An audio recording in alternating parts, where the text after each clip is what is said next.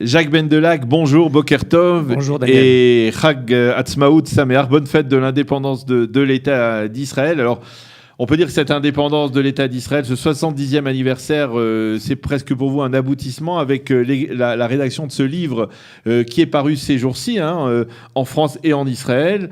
Israël, mode d'emploi, un livre que vous avez écrit. Je rappelle que vous êtes écrivain, que vous êtes économiste. On utilise souvent votre expertise en matière d'économie et en matière même de société israélienne. Et bien entendu, cette société israélienne, on peut mieux la découvrir, la comprendre et même comprendre ses mutations, on va dire presque identitaire, à travers la lecture de ce livre Israël mode d'emploi, que vous avez réalisé à l'occasion donc de ce 70e anniversaire de l'État d'Israël, pour montrer un peu les changements qui sont intervenus dans cette société israélienne au cours des 70 dernières années.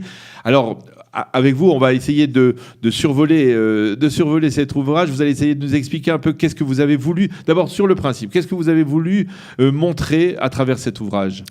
Eh bien, je me suis posé la question de savoir qu'est-ce que c'est que être israélien en 2018. Oui. C'est-à-dire qu'est-ce que l'Israélien lui-même considère comme étant israélien de son point de vue, et non pas du point de vue de l'extérieur. Donc c'est un livre qui a été écrit de l'intérieur. Moi-même, j'habite en Israël depuis 35 ans.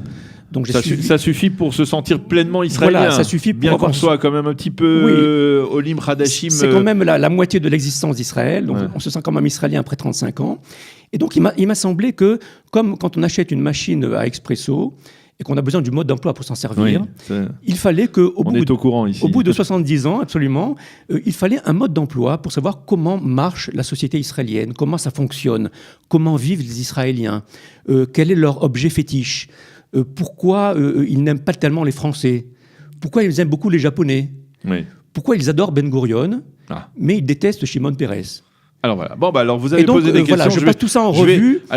Et c'est fait sous forme. Alors c'est fait sous forme d'un abécédaire dans lequel je passe en revue en fait tous les aspects de la vie quotidienne. C'est-à-dire, il y a aussi de l'économie et du politique, mais il y a aussi de la gastronomie, des loisirs, la télévision, la chanson, le cinéma. Tout ça est passé en revue en prenant donc des symboles et en voyant comment ces symboles, ces mythes, ont évolué durant 70 ans et qu'est-ce qu'ils sont aujourd'hui, en 2018. Alors, vous avez posé vous-même la question, l'une des premières questions. Pourquoi les Israéliens adulent Ben Gurion et pourquoi ils ont eu tant de mal avec Shimon Peres ? Expliquez-nous. Parce que l'Israélien de 2018, Ben Gurion lui rappelle d'abord un aéroport. Ah oui. Et que l'aéroport, c'est signe de vacances. Alors, c'est plus David Ben Gurion. Ce n'est plus David Ben Gurion, le fondateur. C'est le duty-free. C'est la liberté, c'est l'ouverture vers l'extérieur. C'est ça Ben Gurion en 2018 pour le jeune Israélien.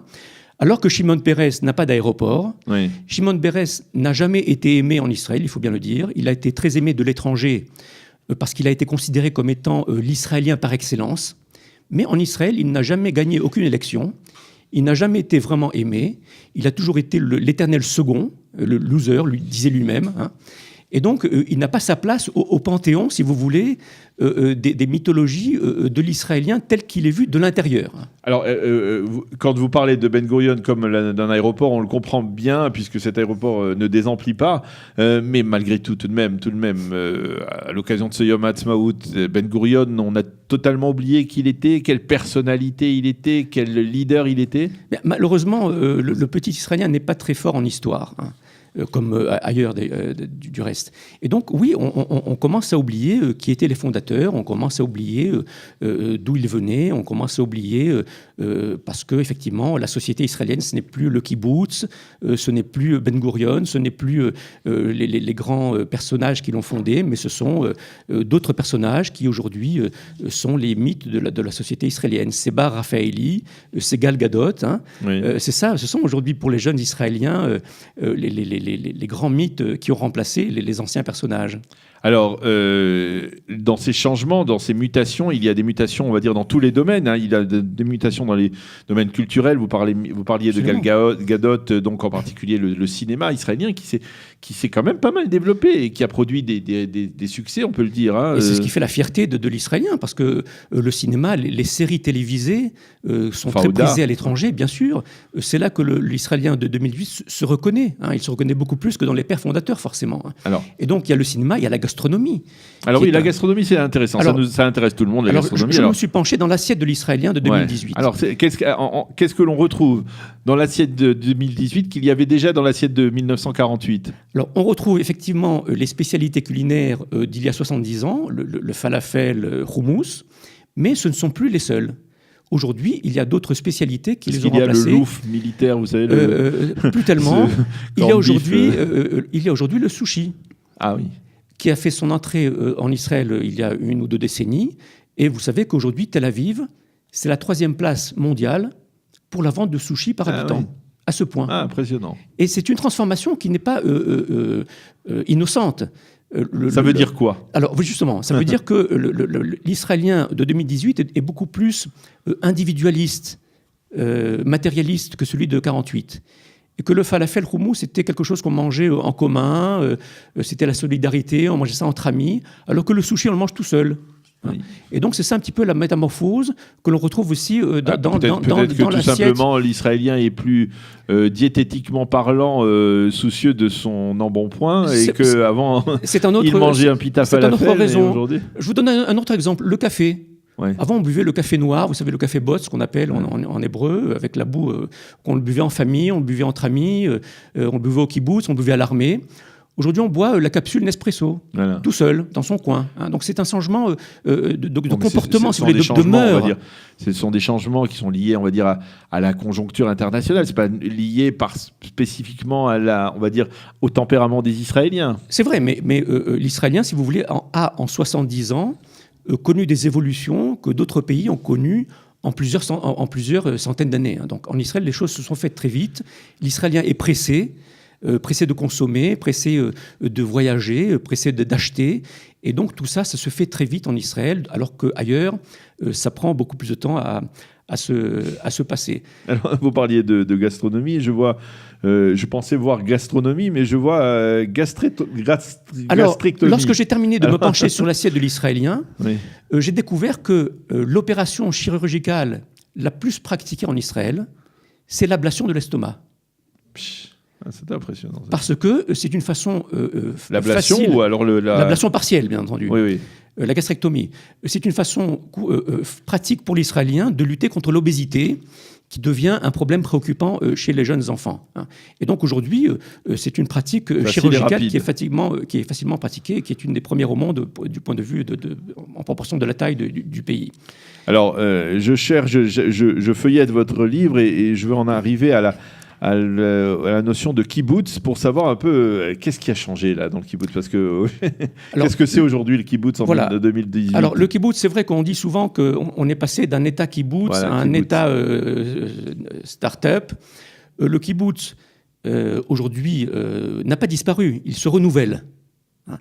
Mais il ne représente plus qu'une toute petite part, bien sûr, de la société israélienne. C'est moins de 1% de la population, de l'économie. Donc c'est quelque chose de très petit, qui existe encore, mais qui s'adapte, puisque au kibbutz, aujourd'hui, on ne fait plus de l'agriculture, mais on fait du tourisme, on fait du high-tech. Donc le kibbutz s'est adapté à la société israélienne. Il est devenu aussi plus individualiste, puisqu'on ne vit plus en communauté, mais on vit dans le kibbutz, mais isolément. Il s'est capitalisé, on va dire. Il s'est absolument, exactement, il s'est capitalisé. Il n'est plus socialiste, il est capitaliste. Il n'est plus solidaire, il est individualiste.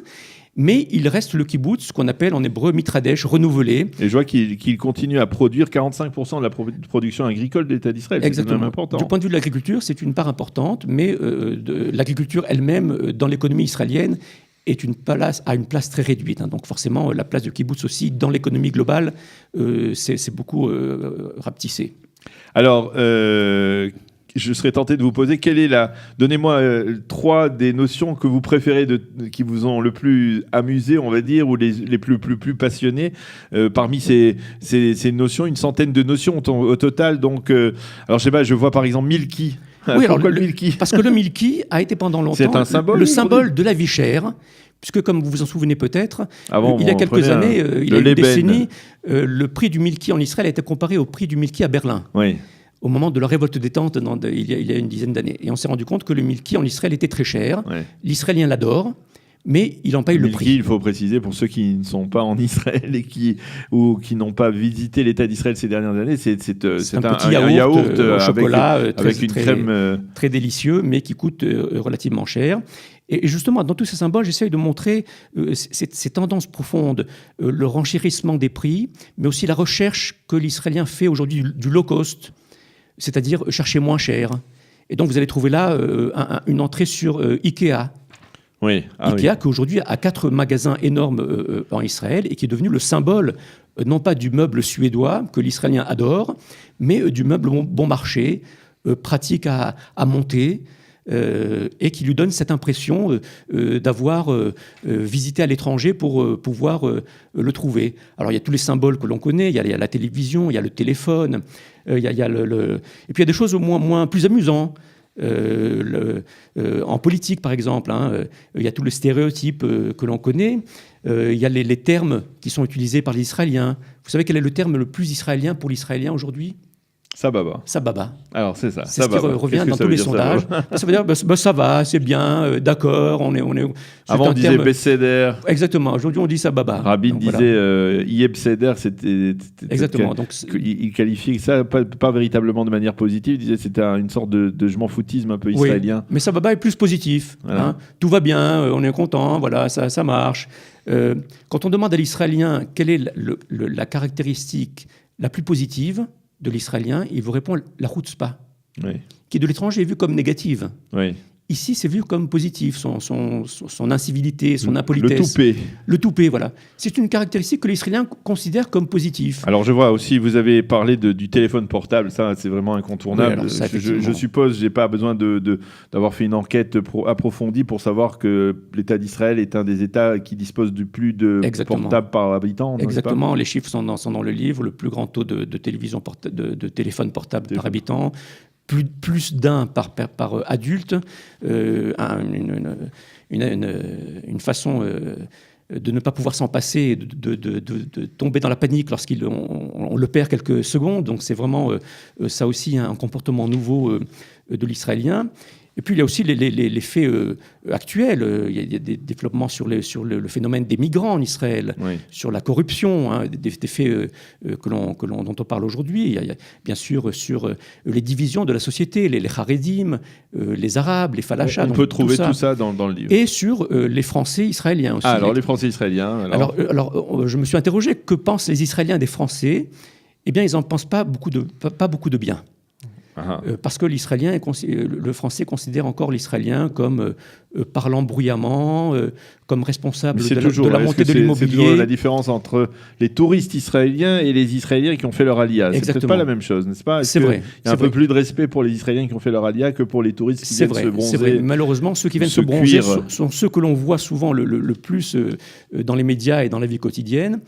Alors que les autres se sont plus ou moins intégrés, donc l'Israélien voit le français. Le fait qu'il y ait une publicité comme cette publicité de cette petite fille qui raconte de Yes, là, qui raconte ses vacances à Natania. Exactement, et que je reprends dans ce livre, puisque l'objet fétiche préféré de l'Israélien, c'est le mazgan, la clim. Le mazgan. Exactement. Et ça aussi, c'est une transformation dans les comportements, parce qu'il y a 20 ans, il n'y avait pas de climatisation partout. Aujourd'hui, c'est partout dans le pays. Alors, en lisant ce livre, quelle image on a d'Israël ? Une image favorable, une image problématique, une image sympathique, une image décontractée, ou alors une image un peu casse-pied comme ça ? Une image réaliste, c'est-à-dire tout ce que vous avez dit à la fois. Ouais. C'est-à-dire qu'il y a du bon et du moins bon, il y a du positif et du moins positif, mais il y a une image réaliste, acide, vrai, vu de l'intérieur de l'Israélien tel qu'il se voit lui-même. Le sentiment vrai. C'est-à-dire, les Israéliens sont des personnages qui sont, on va dire, pas vraiment hypocrites, qui sont vrais, qui disent ce qu'ils pensent. Exactement. Il y a le bon Israélien, mais il y a aussi le vilain Israélien. Ouais. Donc, dans chaque chose, dans chaque comportement, il y a du bon et du moins bon. C'est ce que j'essaie de montrer dans ce livre. Voilà. Eh bien, Israël, mode d'emploi, le dernier livre de Jacques Bendela qui vous fera découvrir ou redécouvrir la société israélienne et ses changements au cours des 70 ans d'existence de l'État d'Israël. Merci beaucoup, Jacques Bendela, d'être venu ce matin sur Studio Kalita, et Chag Sameach.